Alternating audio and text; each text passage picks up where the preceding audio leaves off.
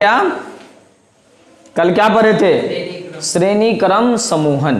श्रेणी क्रम समूहन। श्रेणी क्रम समूहन में धारा का मान जो है वो ज्यादा हो जाता था, बार बार अगर हम लगाएंगे उसमें शॉर्ट सर्किट की समस्या ज्यादा हो जाएगी। ठीक, अब नहीं समझ रहा है? जैसे जैसे दूर जाते जाएंगे तो समस्या कहाँ हो जाएगा।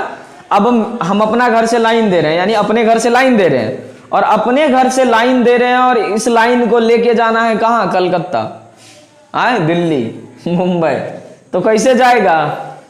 जाने का कोई भांज है? जैसे जैसे दूर जाते जाएंगे धारा का मान घटता जाएगा।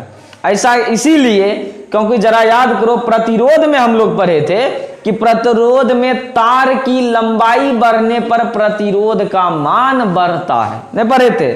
जैसे जैसे तार की लंबाई बढ़ेगी प्रतिरोध का मान बढ़ेगा तो धारा का मान ऑटोमेटिक घटेगा।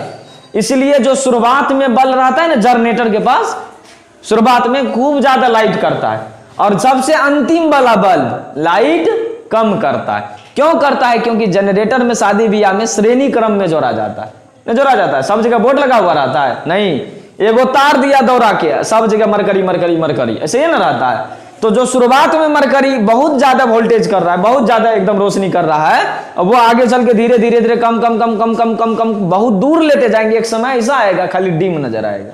ऐसा इसीलिए हुआ क्योंकि प्रतिरोध का मान बहुत ज्यादा हो जाएगा, प्रतिरोध का मान बहुत ज्यादा हो जाता है। अब हम लोग जो घरेलू परिपथ यूज करते हैं, यानी घरों में जो यूज करते हैं, घरों में क्या यूज करते हैं?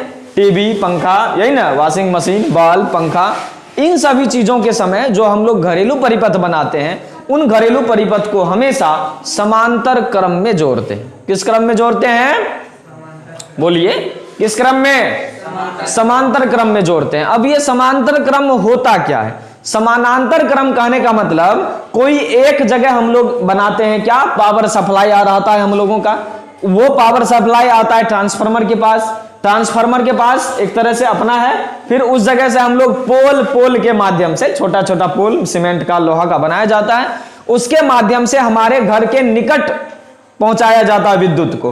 फिर पोल से हम लोग तार खींच के ना, अब तो पोल में एक बॉक्स लगा रहता है जिसमें 6 गो या 12 गो अलग अलग करके तार देते नहीं देते हैं, वहां से खींच के अपने घर तक लाइए। फिर हम लोग घर में क्या करते हैं? घर में एक बड़ा सा बोर्ड लगा देते हैं, बोर्ड लगा देते हैं, उस बोर्ड में जैगो स्विच रहेगा वैगो उपकरण हम लोग चला सकते हैं, चला सकते हैं।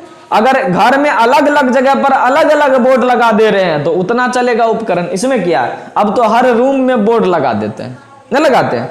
प्रत्येक रूम में हम लोग बोर्ड लगा देते हैं, यहाँ वहां यहाँ सब जगह 2 गो 4 गो बोर्ड लगा रहता है, एगो बल्ब के लिए, एगो पंखा के लिए, एगो अगर घर में फ्रिज है तो फ्रिज, एगो टीवी है तो टीवी, 5 गो बल्ब रहता है एक के रूम में, अब नहीं रहता है तब 5 गो स्विचो रहता है, कम से कम 4 गो 5 गो स्विच वाला एक बल्ब लगा दिया जाता है, सब जगह ऐसा होता है। ठीक, अब सबका मेन सप्लाई एक जगह से ही रहता है। ठीक, किसी घर में जहां पावर सप्लाई होता है, जहां मीटर रहता है उस जगह देखिएगा, उस जगह एक बड़ा सा बोर्ड लगा रहता है, वहां से सब जगह होता है। तो हम लोग सीधा जानेंगे कि घरेलू परिपथ जो है हम लोगों का वो किस क्रम में जोड़ा जाता है?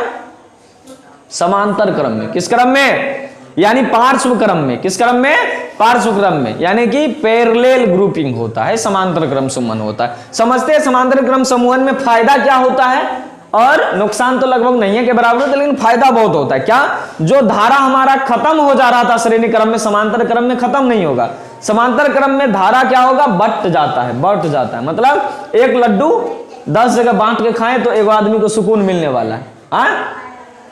एक क्रम से आदमी सजा दिया जाए और एक के लड्डू एक खपकन मारा तो पहले आदमी खा जाएगा, ज्यादा नहीं होगा रे, दूसरा आदमी इसका बचा हुआ ही नहीं खाएगा, तीसरा आदमी जो इस दोनों से बचेगा, चौथा आदमी जो इस तीनों से बचेगा, इसी तरह चलते रहेगा। लेकिन समांतर क्रम में क्या होगा? मतलब बारी बारी से खाएगा तो क्या होगा? एक एक करके, यहां भी है, यहां भी है, यहां भी है, सबको हो सकता है, और सब लड्डू के भंडारा से लड्डू उठा रहा है, एक एक गो उठाएगा।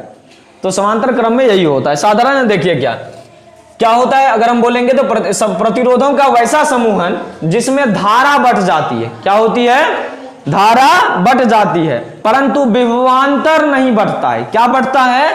धारा। तो हमसे पूछा जाएगा समांतर क्रम समूहन क्या है, तो बोलेंगे प्रतिरोधकों का या प्रतिरोधों का ऐसा समूहन जिसमें धारा बढ़ जाती है परंतु विभवांतर नहीं बढ़ता है। प्रतिरोधों के ऐसे समूहन को समांतर क्रम संयोजन कहते हैं या समूहन कहते हैं। ठीक, अब हम समझते हैं इसका व्यंजक कैसे ज्ञात करते हैं। अगर इनके प्रतिरोधों के बदौलत कोई समतुल्य प्रतिरोध दे दिया जाता है तो इसका व्यंजक कैसे निकालेंगे, तो देखते हैं। चित्रानुसार देखिए क्या क्या लिखे हैं। ए और बी सिरा दिए हैं, तार है, इस तार के बीच 3 प्रतिरोधकों को जोड़ा गया है और इस तीनों प्रतिरोध के प्रतिरोध जो है, तीनों प्रतिरोधकों का प्रतिरोध जो है वो R1 R2 और क्या है R3 है। क्या है? चित्रानुसार 3 प्रतिरोधकों को जोड़ा गया है ए तथा बी सिरों के बीच, जिसमें तीनों प्रतिरोधकों के प्रतिरोध क्रमशः क्या क्या है? R1 R2 तथा R3 है। यहां तक कोई दिक्कत? अरे इसको बैटरी से जोड़ा जाता है दोनों सिरों को, जिसका विभवांतर भी है। स्विच एस को जैसे ही ऑन किया जाता है परिपथ में धारा का प्रवाह होने लगता है और जैसे ही धारा का प्रवाह होता है ऐसे एकदम धारा आई जो है आती है, लेकिन आती तो जरूर है, लेकिन जैसे ए पर पहुंचती है, ए पर पहुंचने के बाद ये 3 भागों में बट जाती है। कितने भागों में? 3 भागों में बट जा रही है। दिख रहा है क्या? कितने भागों में बढ़ जा रही है? 3 भागों में बढ़ जा रही है। अलग अलग उपकरण लगा है, बल्ब के लिए, पंखा के लिए, टीवी के लिए, अलग अलग चल गया ना, चला गया। तो धारा 3 भागों में बढ़ जाती है। बल्ब में जितना धारा चाहिए उतना ही यूज होगा, समझ रहे हैं? एक नहीं बल्ब के लिए धारा टीवी वाला खाएगा नहीं, बल्ब को जितना चाहिए करंट उतना ही खाएगा, टीवी को जितना चाहिए उतना, मोटर को जितना चाहिए उतना। इसीलिए जब भी देखे होंगे तो किसी में 5 एम्पियर, किसी में 15 एम्पियर लिखा होगा घर में, 5 से 15 एम्पियर के बीच चलता है घर वाला वायरिंग वगैरह सब देखे होंगे सब में। ठीक, तो धारा आके बट गई कहां? ए बिंदु पर। कहां? ए बिंदु पर आके धारा बट गई 3 भागों में और ये प्रतिरोध तीनों के धारा पुनः धारा देखिए एक बार फिर से, तो आगे जाके ए पर बी पर आकर धारा क्या हो गया रे? आई। धारा फिर तो जाके जुट गया ना, अब फिर यही धारा क्या हो रहा है? उधर से आ रही है। तो धारा खत्म हुआ, खर्चा हुआ, इतने दूर न लगा, खाली विभवांतर जो उत्पन्न हुआ फिर धारा वही कैलकुलेट होके फिर आ रहा है। खत्म क्या हो रहा है? दोनों सिरों के बीच का विभवांतर लग रहा है, दोनों में धारा जो है तीनों में जा रहा है अलग अलग, जितना परिपथ लगाए उतना धारा का नुकसान ना के बराबर हो रहा है या नगण्य हो रहा है। तो ये है। अब व्यंजक निकालते हैं कैसे, देखिए क्या लिखेंगे।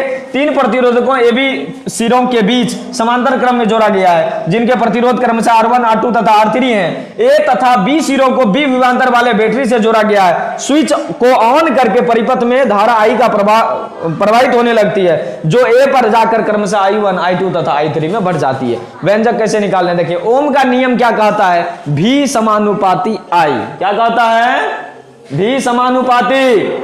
ओम का नियम यही ना कहता है, V समानुपाती I, यानी V बराबर IR। तो यहां से निकाल लीजिए I, तो I बराबर V बटे R, I बराबर V बटे R। तो I1 बराबर V बटे R1, वहां देखिए यही लिखे, I1 बराबर V बटे R1, I2 बराबर V बटे R2, I3 बराबर V बटे R3। हो गया। अब परिपथ का कुल धारा क्या होगा, तो लिख रहे हैं नीचे, परिपथ में प्रवाहित कुल धारा I क्या है? I1 plus I2 plus I3। तो तीनों को जोड़ दीजिए। I1 क्या है देखिए तो V बटे R1 ना है, I2 क्या है देखिए तो V बटे R2 ना है, I3 क्या है? V बटे R3 ना है। तीनों में V एक के जैसा दिख रहा है मुंह इसका, तो कॉमन ले लिए, तो I बराबर V कॉमन ले लिए। क्या बचा ऊपर में? 1 बटे R1, 1 बटे R2, 1 बटे R3। तो I बराबर V इंटू 1 बटे R1 प्लस 1 बटे R2 प्लस 1 बटे R3, समीकरण 1। अब इन सभी प्रतिरोधकों के प्रतिरोध के बराबर कोई एक ऐसा समतुल्य प्रतिरोध वाला लेते हैं प्रतिरोधक, जो क्या होता है, जिसका क्या है प्रतिरोध? Rp है, जो इसके लगभग बराबर है, उसको परिपथ में जोड़ते हैं। चित्र ये रहा हमारा, बी विभवांतर स्विच हो गया, अब प्रतिरोध क्या है? आरपी वाला एक समतुल्य प्रतिरोध जोड़ दिए, कहां? परिपथ में। इसको जोड़ने के बाद हमारा आई जो होगा वो क्या होगा? V बटे आरपी। देखिए यहां भी आई, यहां भी आई, ये हो गया समीकरण 2। जब इस साइड बराबर है तो इस साइड भी क्या होना पड़ेगा? बराबर। तो दोनों को कर दिया बराबर, V बटे आरपी बराबर V इंटू क्या? 1 बटे R2 प्लस 1 बटे R2 बटे 1 बटे R3।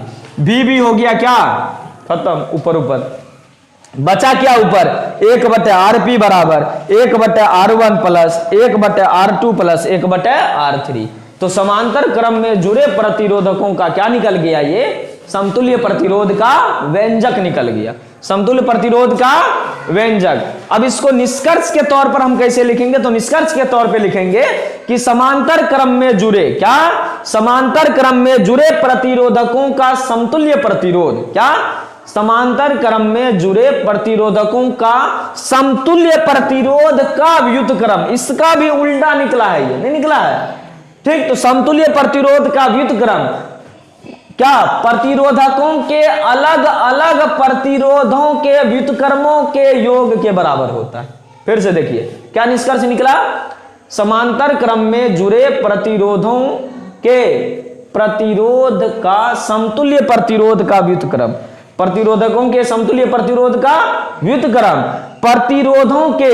प्रतिरोधकों के अलग अलग प्रतिरोध के व्युत्क्रमों के योग के बराबर होता, ठीक। दोनों का निष्कर्ष हो गया श्रेणी क्रम का, कल पढ़े, आज पढ़े समांतर क्रम का। ये जब भी हमसे पूछा जाएगा क्या, 5 नंबर में, कितने नंबर में, 5 नंबर में। तो ओम का नियम, श्रेणी क्रम समूहन, समांतर क्रम समूहन, इस चैप्टर में ये तीनों इंपॉर्टेंट है, ठीक। अब इसमें नहीं मिलेगा, अब अगले वाले चैप्टर में मिलेगा मोटर और डायनेमो, क्या क्या, जनरेटर और मोटर, अगले वाले चैप्टर में पढ़ेंगे दो।